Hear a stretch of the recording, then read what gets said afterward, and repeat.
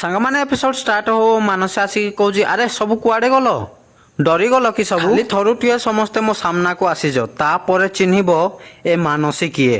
ମାନସୀର ଏମିତି କଥା ଶୁଣିକି ସମସ୍ତେ ଘର ଲୋକ ଯିଏ ଯୋଉଠି ଜୁହିଁ ଥିଲା ସମସ୍ତେ ତା କଥା ଶୁଣିକି ସମସ୍ତେ ଡରିଗଲେ ପୁରା। ତାପରେ ମାନସୀ ପୁଣି କହୁଛନ୍ତି ଆରେ ସବୁ କୁଆଡେ ଗଲ ତମେ ମାନେ ପରା ଚାହୁଁଥିଲ ମତେ ମାରିବା ପାଇଁ କିନ୍ତୁ ଆମ ଜୀବନକୁ ଜ୍ୟୋତି କିଚେନ ରୁମ ରେ ଜୁହିଁକି ସବୁ କଥା ଶୁଣୁଛନ୍ତି ମାନସୀର। ଆମ ଜୀବନ ଆଉ ଜ୍ୟୋତି ଏ କିଚେନ ରୁମ ରୁ ବାହାରିବେ ବୋଲି ଚେଷ୍ଟା କରୁଛନ୍ତି କିନ୍ତୁ ସେଇ ଟାଇମ ରେ ମାନସୀ କହୁଛନ୍ତି ଜ୍ୟୋତି ତୁ ଥରୁଟିଏ ଖାଲି ମତେ ମିଳିଯା ପ୍ରଥମେ ତ ମୁଁ ତତେ ହିଁ ଖତମ କରିବି। ଏକଥା ଶୁଣିକି ଆମ ଜୀବନ ଆଉ ଜ୍ୟୋତି ପୁରା ସକ୍ ହେଇଗଲେ। ତାପରେ ଏଇଆ କହିକି ମାନସୀ ସେଠୁ ଚାଲିଗଲା। ତାପରେ ଆମ ଜୀବନ ଆଉ ଜ୍ୟୋତି ସେଠୁ ବାହାରିକି ଚାଲିଗଲେ ଅଲଗା ଗୋଟେ ରୁମକୁ। ତାପରେ ଆମ ଜ୍ୟୋତି କହୁଛି ସାନ ବାବୁ ଆମେ ତ ଭିତରକୁ ଆସିଗଲେ କିନ୍ତୁ ବାହାରେ ଘର ଲୋକ ସମସ୍ତେ ବିପଦରେ ଅଛନ୍ତି କଣ କରିବା ଏବେ। ତାପରେ ଆମ ଜୀବନ କହୁଛନ୍ତି ଧୀରେ କୁହ ଟିକେ ଧୀରେ ମାନସୀ ବାହାରେ ବୁଲୁଛନ୍ତି ଟିକେ ଧୀରେ କୁହ।